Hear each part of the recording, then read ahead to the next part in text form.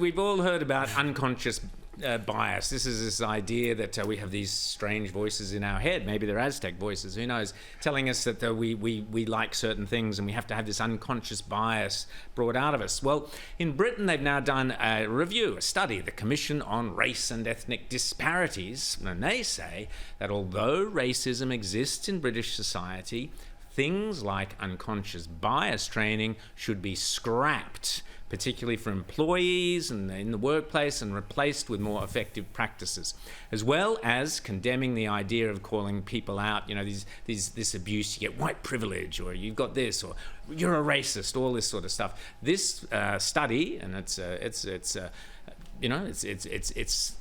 come from it's not some mad, crazy bunch of right-wingers. It's come from a body who pride themselves on studying these matters. They say that we are wrongly, or Britain is wrongly applying the accusation of racism, where in fact it might just be an everyday disagreement or disparity. Alex, your take on that? Well, it gives you a bit of hope, doesn't it? That Yes. These things can get wound back in that way. I mean, you do wonder at some point.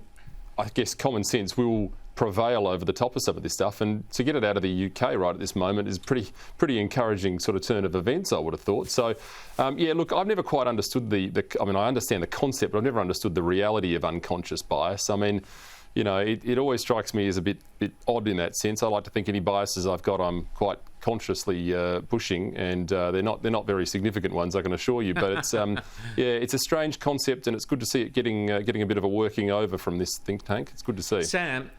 Sam, earlier this year, the chairman of KPMG, I think it was, resigned. He had to resign because he upset his staff because he said that unconscious bias is, quote, complete crap. I would agree with him on that, yet he lost his job over it.